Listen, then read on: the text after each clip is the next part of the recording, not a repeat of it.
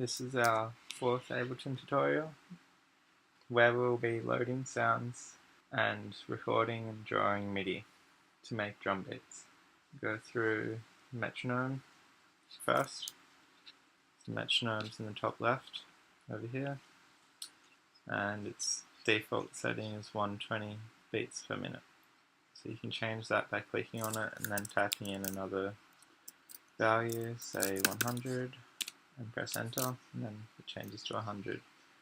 You can also drag up and down with you click and drag on the number and it changes there, and tap. So you could tap out to a song or whatever to get an idea of the tempo. Maybe you want to use that tempo. So you can just tap.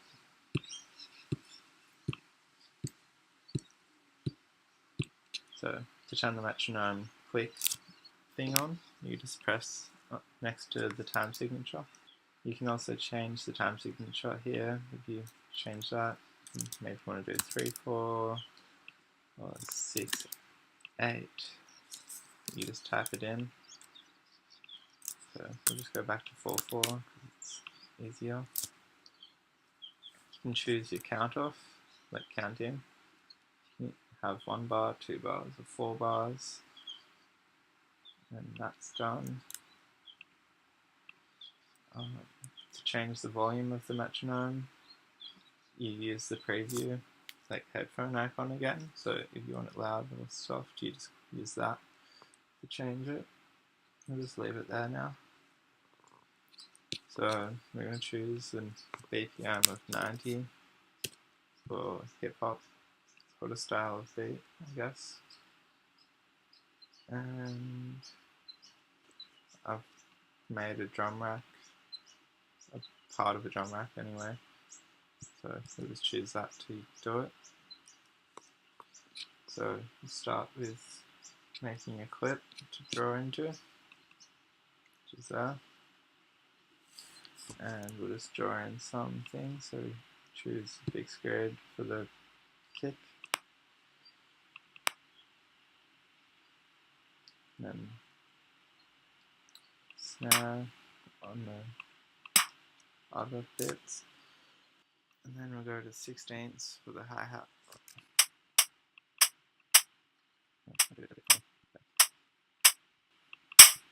I'm going to just duplicate that and delete the little bits that I don't want to use. A bit quicker. Maybe we'll leave that one in there. So now we have a clip that will go to the BPM.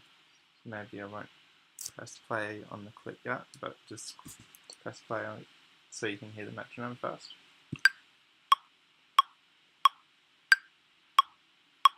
There's the metronome, and then if we play that with the clip, it'll sound like this.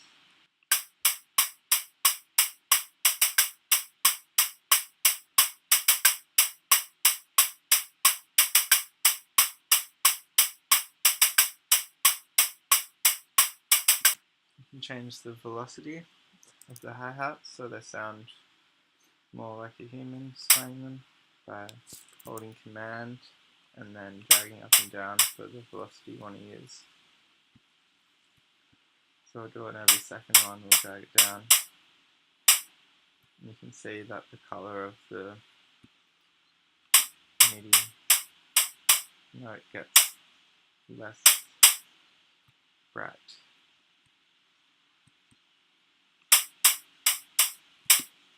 And it's sort of like a faded color compared to the kick and the snare. Just makes it sound more human. Another thing you can do to make it sound more human is drag the bits so they're not exactly on the grid.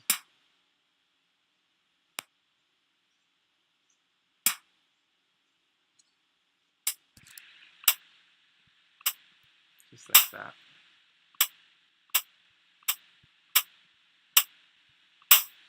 And if you have trouble trying to get it so it doesn't snap, you just turn the grid off.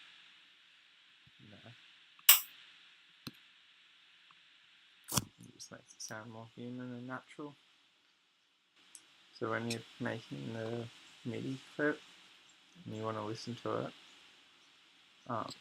sometimes you won't have the loop automatically turned on, so when you play it, it will just end when you've reached the bar that you've made, like reached the end of it. So it just stops. So if I press loop, that will keep playing. Oh. Yeah, good thing to know to use the loop. You can also change the length of the bar, that loop that you're making. So you could have a 2-bar loop or a 4-bar. You can also drag to make them, like if you drag where it says length, you can change it that way too. And you can duplicate the loop that you've already made. So maybe you want to change like a less sort of change it up a bit so it's less repetitive. You might not have a snare here. Instead, another kick just to change things. Now it goes for 2 bars instead of 1.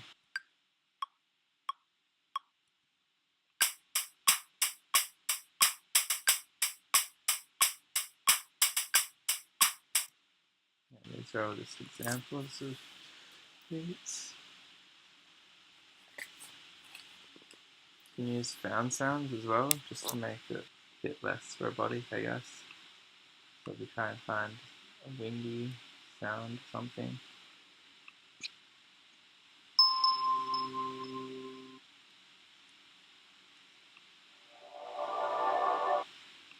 So this could be an example of doing it. You just put one of those on for every first bar. And now when you play it,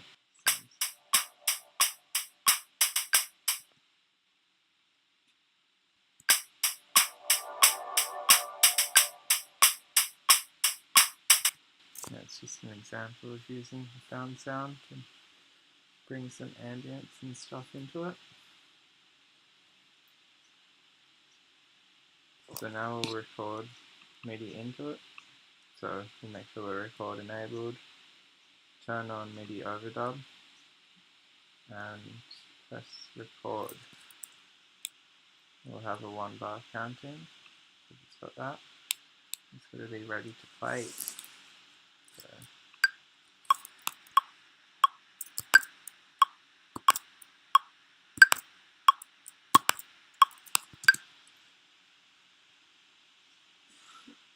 now we've got that. I already see that I haven't really got on the beat for the second bar, so I'll just drag that for now.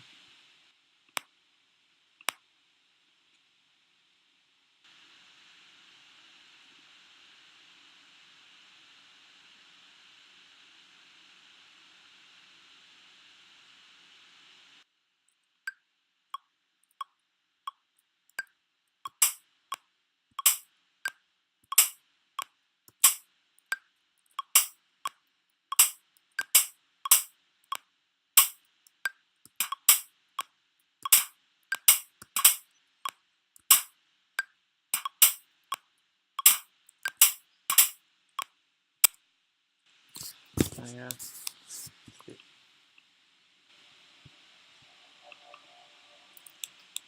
Oh. So you can see how I played really out of time for most of these. So I can just select them all, or use Command A, right click, quantize, then so do it around there, and you watch all the MIDI move. So that made it a lot more on the beat. You can also add swing. Use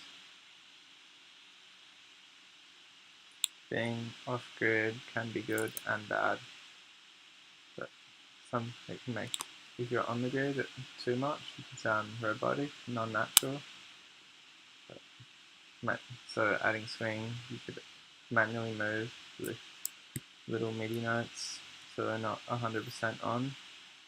And that just makes it more natural sounding. So now that we've quantized this, we got some hi-hats.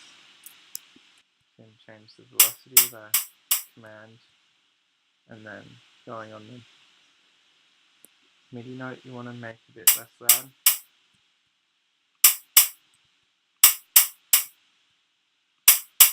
And you can see that now that we've done that,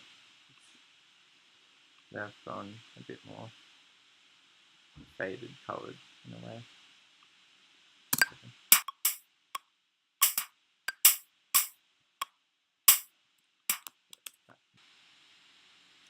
Another thing we can do is option click and drag to copy MIDI. So maybe I don't want this section, so I'll delete that and then select this and option and then click and drag. And then I got big faded loop pretty much. So that's good. Yeah, that's all. You can listen to about the